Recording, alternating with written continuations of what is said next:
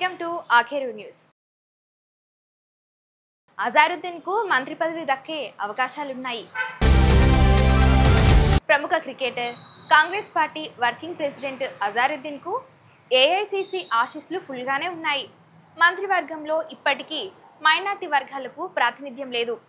ఇందుకోసం హైదరాబాద్ నగరానికి చెందిన అజారుద్దీన్కు మంచి పదవి ఇవ్వడం ద్వారా హైదరాబాద్ ఓల్డ్ సిటీతో పాటు తెలంగాణలో మైనార్టీ వర్గాలను సంతృప్తి పరిచినట్లవుతుందని సీఎం రేవంత్ రెడ్డి భావిస్తున్నట్లుగా తెలుస్తోంది.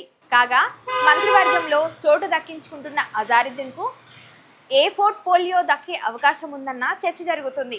అజారుద్దీన్కు ఏకంగా హోం మంత్రిత్వ శాఖ లభించే అవకాశం ఉందన్న ఊహాగానాలు జోరందుకున్నాయి.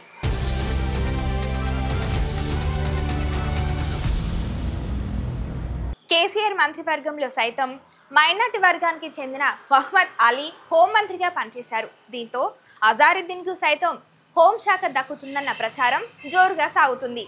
మరి చట్టసభల్లో సభ్యుడు కాని అజారుద్దీన్కు మంత్రి పదవి లభిస్తే 6 నెలలలోపు ఎమ్మెల్సీగా లేదా ఎమ్మెల్యేగా ఎన్నిక కావాల్సి ఉంటుంది.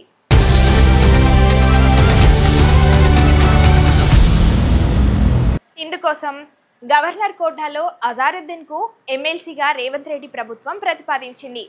న్యాయపరమైన సమస్యల వల్ల ఎమ్మెల్సీగా అవకాశం అజారుద్దీన్కి రాలేదు. జూబ్లీహిల్స్ ఎన్నికల నేపథ్యంలో అజారుద్దీన్కు మంత్రి పదవి మరింత వేగంగా వరిస్తుందన్న ప్రచారం కూడా లేకపోలేదు.